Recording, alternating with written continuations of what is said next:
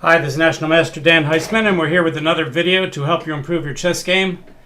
In the previous video, we started out with the idea, don't know what to do, here are some tips.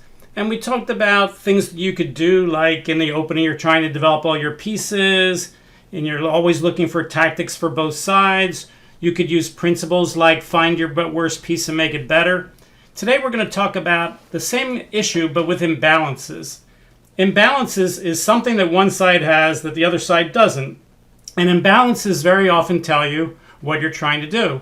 This was the idea of Jeremy Soman's books, How to Reassess Your Chess.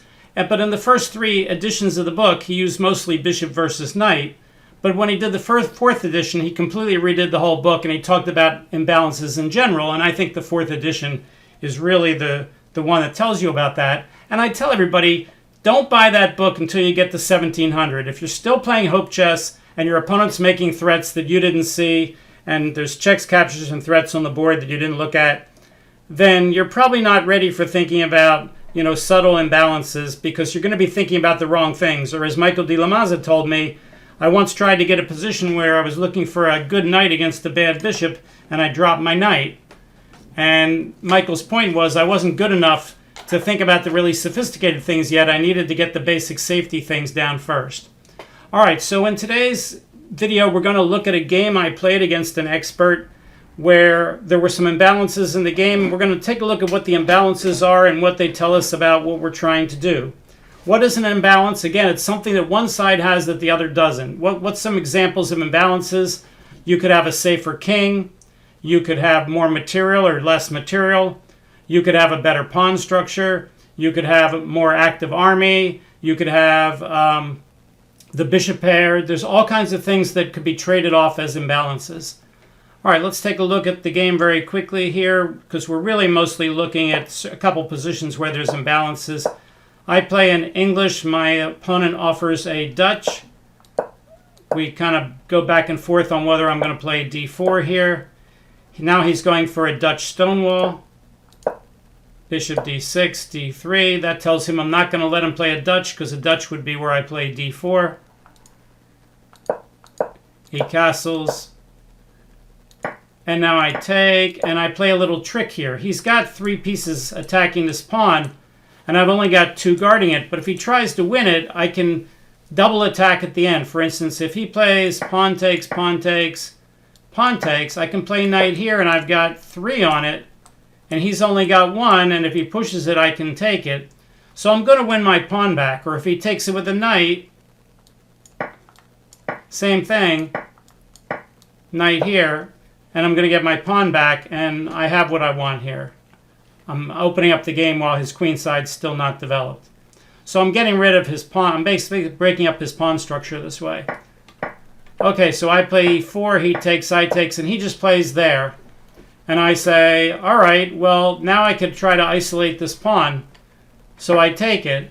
And then rather than allowing his pawn to be isolated, which is an imbalance in my favor, he decides to isolate my pawn, but now the imbalance in my favor is going to be I'll have the bishop pair. So he takes bishop takes c3. That removes the attacker on d5 and isolates my c-pawn, but now I have an isolated pawn and I have the bishop pair. Well, what does that tell each of us here? The imbalance is he has the better pawn structure. He's got three nice pawns on the queen side, and I have two isolated pawns. I have a 3-on-2 majority on the king side, but what do I have for my messed up pawns? I have the pair of bishops. How important is that? Well, would you rather have the two isolated pawns, or would you rather have the bishop pair? If we give these things values, the bishop pair seems to be worth about a half a pawn. Do you think having two isolated pawns adds up more than half a pawn? Let's ask Stockfish what the evaluation is. Engine says, I'm up 2.3 pawns. Well, that's more than just the bishop pair. It says I'm winning, and let's take a look at a line where I'm winning. It says I should play queen a4. It says his best move would be something like rook e8. Then I should play bishop f4. He's going to have a little trouble developing his queen side. Bishop to e6 maybe. Knight d4. Queen c4, offering to trade of queens again. This time the engine says go ahead. You're way ahead in development. Rook f b1, hitting that b7 pawn. Bishop a6, trying to save it. c4, blocking the bishop in. If he takes bishop takes c4, I can play rook takes b7. Let's say he tries to develop the knight. And now it gives the clever move knight to b5 with the idea that I'm threatening a fork, but if he takes me, I'll take him back and I'll win the bishop, and then my bishop on g2 is getting very strong. For instance, bishop takes, takes, and now if knight to d5 hitting my other bishop, engine says don't give up your bishop, bishop d6. And, well, you can see how good the bishops are here, and the engine says I'm up by 2.9. All right, let's go back to the game. None of this happened in the game, but the imbalances are there. We're looking for imbalances and plans. What does the imbalance tell us that we should do? All right, let's go back to where queen a4 was played. So in the game, I didn't play queen a4. I played the second best move, knight to d4. And the idea of knight d4 is not just to discover the attack on the queen.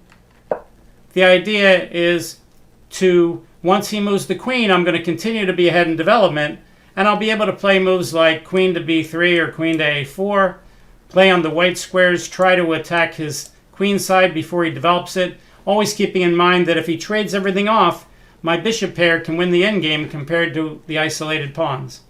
All right, so he moves the queen back, and I say, let's trade queens. But now I'm not only trading queens, but I'm offering him a trade in a position where if he takes me, I can take with the pawn and unisolate my pawns, and then I'd be up the bishop pair for nothing. Notice he also can't play bishop e6 because my knight on d4 is guarding it. So there's not much he can do about this. He plays knight a6, threatening maybe knight c5 and some lines. I attack his rook with bishop a3. He plays rook e8.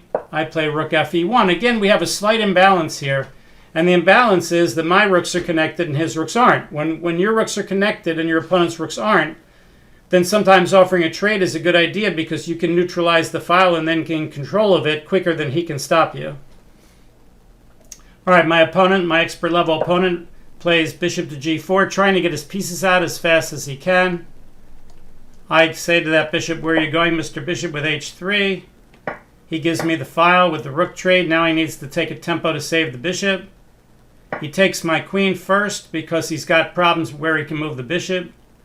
Now I say thank you for unisolating my pawns, and he plays bishop back. All right, so let's stop again right here. And again, we'll look at the imbalances. White has a slight lead in development. You could see that I have all four of my pieces doing something, and his rook on a8 is doing nothing. He can fix that next move, but meanwhile it's my turn. But my imbalance of having the bishop pair is still strong here. Bishop pair means I have two bishops, he doesn't. It doesn't mean you have two bishops. When I ask people for the first time, what does it mean to have the bishop pair, they almost all say having two bishops. But it's really the bishop pair is short for the advantage of the bishop pair, which means you have two bishops and the opponent doesn't, or they have it and you don't. All right, so in this position, I've got that. I'm not going to win this game right away. I'm threatening to bring my rook to the 7th rank. I'm also threatening to get my kingside majority rolling. So here, a move like rook e7 would be a good move, except for the fact that I'm not really threatening his bishop, and if he just threatens to trade rooks with rook e8, then I'm wasting a move of playing rook e7 anyway. So actually, I played the best move here. I played the move f4. What does f4 do? Well, it gets my pawn majority rolling for the endgame, but it also starts taking away some squares from his pieces. I'm guarding the e5 and g5 square, so it's just a generally good move to play f4, perfectly safe. He says, let me neutralize the rooks. Well, do I want to trade or not? Well, trades are good for the people that are winning, and here, because I have the bishop pair and my pieces are active, then trades are good for me. So again, the imbalances are in my favor. I take, he takes, and now I play bishop f1. Am I willing to give up the bishop pair here to isolate all his pawns? Probably not, unless I can win a pawn right away. But I am threatening to do that in some of the lines, so he has to be very careful. He brings the knight back to stop that possibility. I bring my king toward the center. Okay, well, I don't want to keep going over here because now we're getting into the endgame rather than imbalances. So let's grab another game here. Let's take a random game and let's look and see what imbalances are occurring. So I'm going to add a new chapter here on lead chess. I'll go to starting position, and let's just call this the imbalance discussion. And I'll just pick out the next game in my game book and see what's there, because every game has imbalances. So let's create this chapter. Let's see what color I had. In the next game, I had white, and I was playing Peter Fleischer. All right, so I'm playing someone who's better than I am.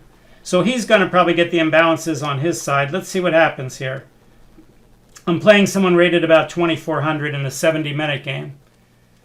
All right, so I'm white. Let's see it from the higher rated player's perspective, black.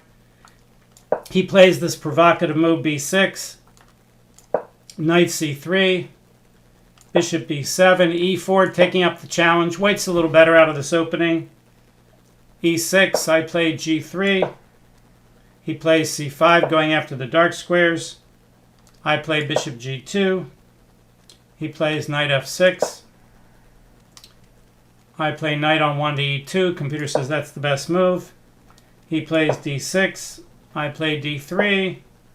He plays bishop e7. So far, not many imbalances. A little bit of imbalance in the way the pawn structure is. I'm setting up what's called the Botvinnik system for white. He plays knight c6. He's trying to go after the dark squares. I castle. Knight c6. He's going after these squares. I'm trying to control the light squares. Not a big imbalance, but a slight imbalance. I play h3. The idea of h3 is to get my bishop up to e3. He plays castle. I play f4, getting more space on the king side. The engine says, maybe it was a better idea to break with d4 and get a Maroczy bind kind of Sicilian position. So f4 is consistent with the Botvinnik setup, but actually not the right plan here. My advantage has dropped a little bit. He plays queen to d7. And now I go for the gusto. g4, probably not the best idea, although the engine says it's okay. Playing very aggressively here, g4. My opponent just plays h6. And now the engine wants me to go ahead and play the natural follow-up g5. I decide to bring my knight behind it first. Knight here. Engine says, that gives him time to play knight h7. He plays knight d4. Engine doesn't like that, says I can play h4 or g5. I play g5. He plays pawn takes. Now we're getting some real imbalances here. All right, so let's take a look at what the imbalances are. Let's make his safe move, knight h7. All right, now black has gotten better control of the center. He has a knight that's undisputed on d4, but we both have semi-open files. He has a semi-open h file.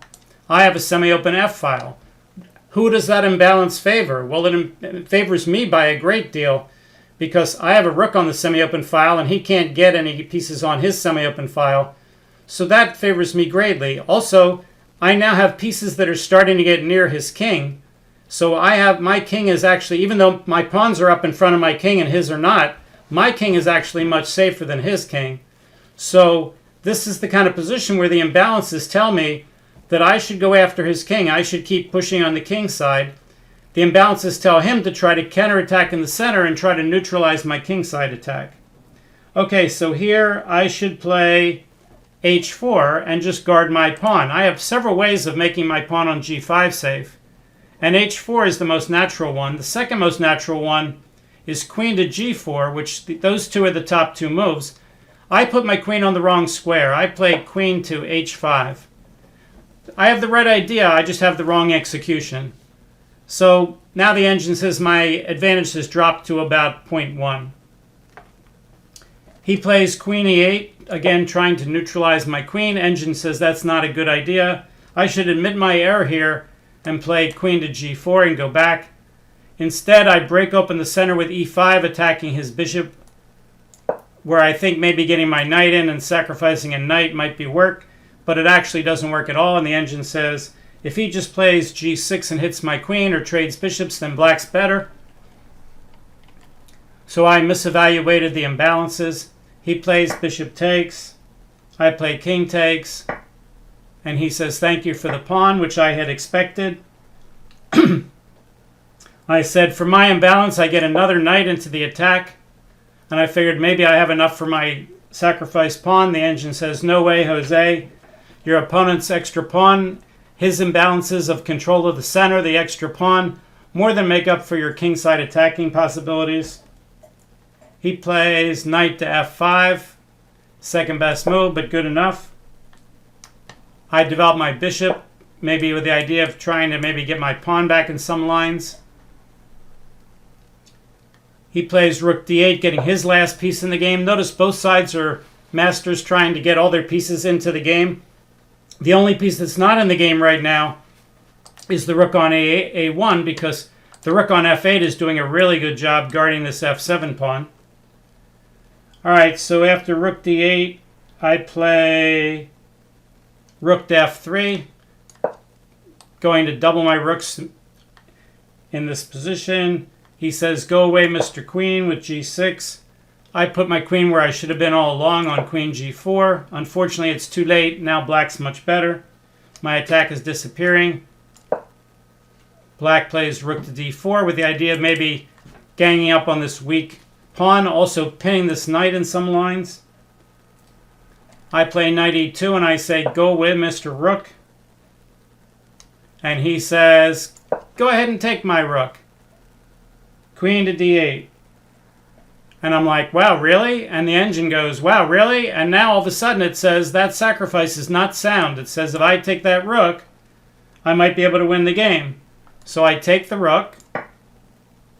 He takes back with a knight, hitting my rook. And now the engine says everywhere I put the rook is okay. I played rook to g3. Maybe rook to f2 is slightly better. He attacks it again. I go back. He says, would you like a draw? Well, he's the higher rated player, but I don't want to draw. I just won the exchange. I'm going to try to win. So I'm going to put my rook on a different square.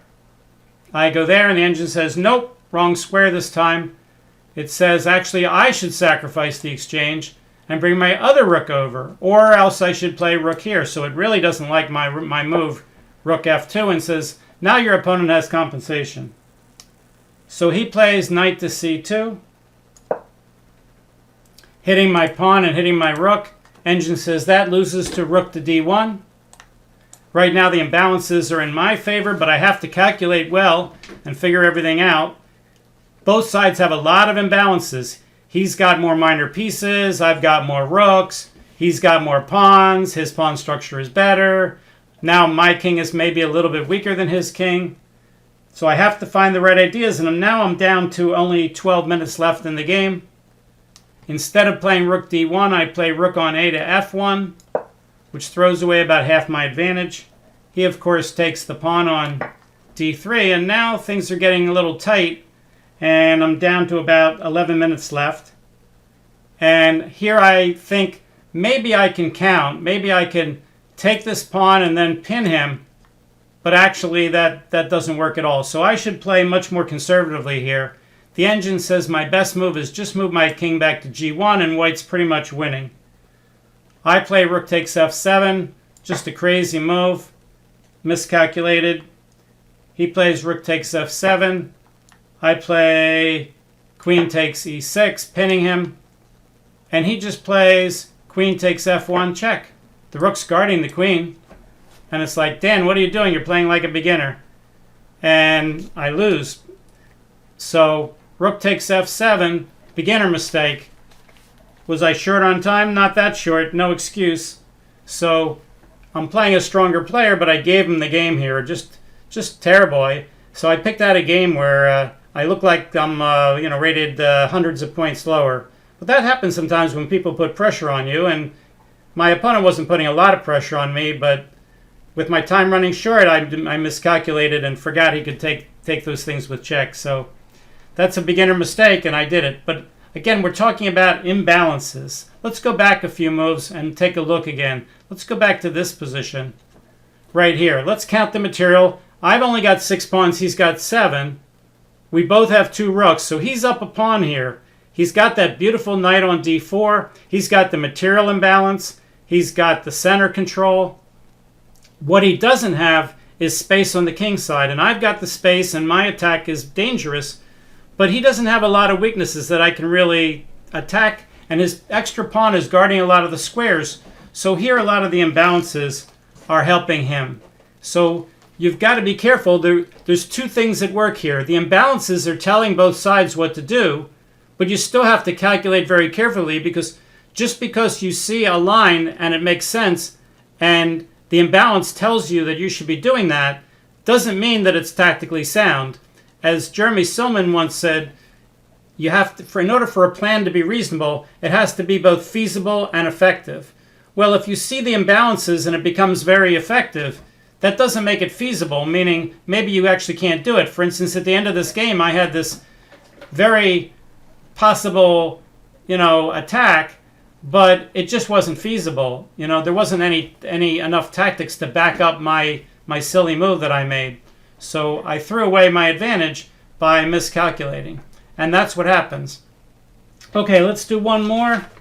We'll grab another game real quickly here. Let's go down, new chapter. Okay, starting position, create chapter. We're going to do one more set of imbalances. We'll flip the board, this time on white. You can see the game again from the higher rated player's standpoint. Okay, so here we go. We get c4, e5, reverse Sicilian kind of English, g3, knight f6, bishop g2, c6, a common way of fighting against the bishop g2 English when there's no knight on c3. d4, counterattacking the e-pawn, common way to do it. Pawn takes, queen takes, d5, getting the space. So now each side has a semi-open file. There's already some imbalances. I take the pawn, he takes back. Now he has an extra imbalance. He has an isolated pawn, but in return he gets this square for his knight, and he gets to win a tempo on my queen. I develop the knight. He develops the knight. I put my queen on a4. This is all book. He plays this interesting move. That's not the main book move, but the computer says it's pretty good. So now we have the famous IQP position, isolated queen pawn. He's got it, but in return he's got open lines for his pieces. He has no trouble castling. His king will be very safe. I castle. He plays queen b6, putting pressure on f2. Maybe he could play his knight up. So he's trying to get an imbalance on the king side here. I play knight c3. He hits my knight with d4. I play knight b5. Plays bishop d7 with a potential pin. I play knight a3, again getting ideas of hitting the queen. He plays knight b4, hitting my queen with the bishop. I save the queen, hit his isolated pawn. He plays bishop e6 to keep the knight out of c4. I play b3, which does two things. It guards c4, also gives me a potential extra attacker against his isolated pawn. He plays knight e4, hoping to maybe sacrifice this pawn and take on f2. I play knight c4. He says, I'll give you the bishop pair to isolate your pawns and also give me a tempo to maybe move this pawn. Let's see if the engine thinks that moving that pawn is any good. Let's go back. Engine says the game is dead even. He should just castle or maybe play knight c3. He plays knight c3. I play the only move I can, queen d2. He attacks my e-pawn with queen to e6. Engine says I should just push that pawn, and if he takes it, I can just take off his knight, removal of the guard, because the pawn will be overworked. So e3 is my best move here. And that would take advantage of some imbalances, not only the isolated pawn, but I have the bishop pair, but also his pieces, which are very aggressively placed, are also a little bit precarious. And by taking advantage of the imbalance of who's guarding what, I could get away with e3 here and win. But instead I play the aggressive move, queen to g5, just sacrificing this pawn. He decides to attack my queen, bishop e7. I play queen takes g7. He attacks my queen again and guards his d-pawn. I play queen h6. Again, he can win this pawn anytime he wants.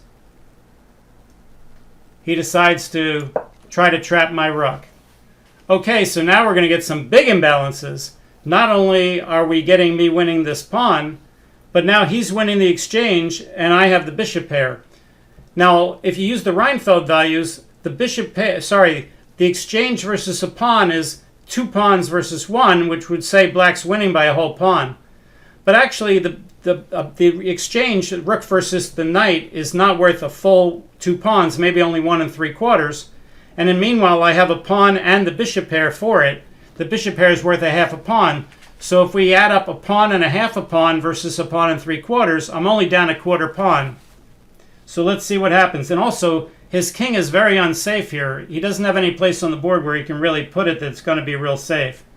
So I play bishop h3 and attack his queen. He plays queen c6 to save it. I guard my rook with my other rook and the bishop with bishop b2. He takes the rook and says thanks for the exchange. I take it back with my rook. And now he can't castle queenside because my bishop's stopping it. So he just brings his rook to the middle, rook d8. I play rook e1, getting ready to break open the middle where his king is, and his poor king is caught in the crossfire here. Engine says I'm completely winning. So here, he has the imbalance of being ahead in material, exchanged for a pawn. I have the bishop pair, I have the better king, I have the more aggressive pieces. So it all adds up to the fact that white's imbalances are better than black's, even though black has the material advantage. He tries to keep it shut with knight e4. I attack that knight with bishop f5. Engine says that's my best move. He goes back to d6. But that blocks his queen from guarding the bishop, so that's just losing the piece. He was getting into some time trouble. Let's see what would happen if he played a better move. Let's say he plays knight to c3. Engine says I should play king to g2. Really? Move into the pin? Wow, that's a move I would never play. Shows you what the engine says. Now the engine says maybe it's better to play a different move. But wow, king to g2 is up there. So bishop a3 is a move. Now if he tries to trade queens because he's up the exchange, I would say no thank you. If he says, but that loses the bishop, and he takes over here, I say, no, it doesn't, because I have a tactic and hit your rook, and you can't move your king to guard your rook with the other rook. King f8, queen takes h8, check. King e7, queen checks. King f8, and now something like, I don't know, bishop takes h7. And I am up 2 pawns, and his king's still in trouble. And the engine says I'm up 6. So what we've talked about today is if you don't know what to do, look at the imbalances on the board. Look at the pawn structure. Look at the material. Look at whether someone has the bishop pair, which was a big deal in today's video. You know, look who has the more active pieces. The same kind of things I talk about in my video on evaluation criteria. The 4 things being material, king safety, activity of the pieces, and pawn structure. Look for the imbalances there and try to ask yourself, what are they trying to tell me to do? Now, you don't always have to do that at the start of the game. You know what you're trying to do. You're not trying to attack him and mate him unless he's done something terribly wrong. You're just trying to get all your pieces out and make them all active. So you want to know what you're trying to do. The imbalances will help you. The part of the game will help you. A lot of things will help you, but you got to read the board and figure out what's the board trying to tell you about what you should be doing. Now, if your opponent has a tremendous position and you can't do anything and you don't know what to do, maybe it's because there's nothing to do. You're lost. Maybe you should resign. But most positions, of course, are not like that. All right, if you haven't, please tell people about the channel, Dan Heisman Chess. If you would like to like the video, that's great. If you'd like to subscribe, great also. We'll see you next time. Thanks. Bye.